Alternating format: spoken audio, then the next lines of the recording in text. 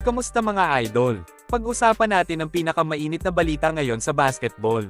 UAAP superstar na si Kevin Kiambao inalok ng New York Knicks na maglaro sa NBA Summer League.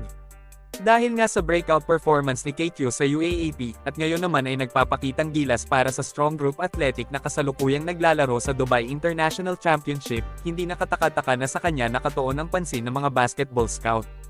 Isa na nga ang New York Knicks na hindi inaasahang makakapansin sa pambihirang paglalaro ni Kevin Kiambao.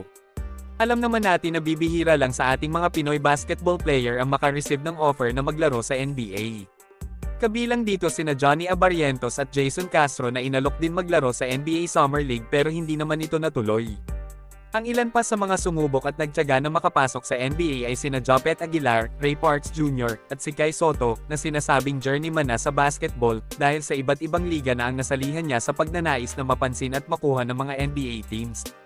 Pero sa kasamaang palad, hindi pa din kumbinsido ang ilang basketball expert na pang-NBA ang skills ni Kai Sotto, at madami pa daw siyang kakainin na bigas bago niya maabot ang pinapangarap niya na maging isang NBA player mga idol.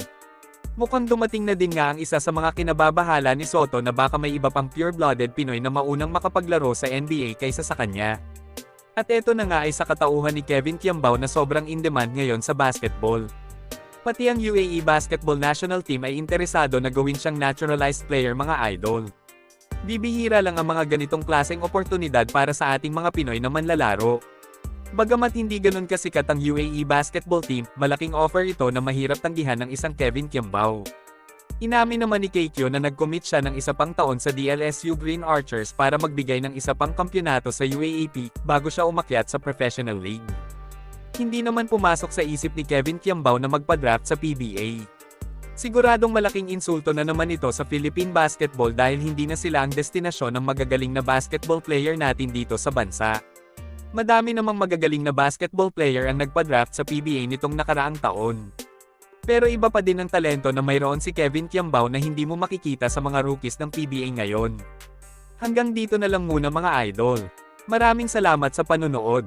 Kita-kits ulit tayo sa videos na aking ipapalabas patungkol sa basketball. Kung bago ka pa lang sa channel ko, please consider to subscribe at huwag kalimutan pindutin ang like at notification bell button para updated ka sa videos na aking ipapalabas. Salamat mga idol!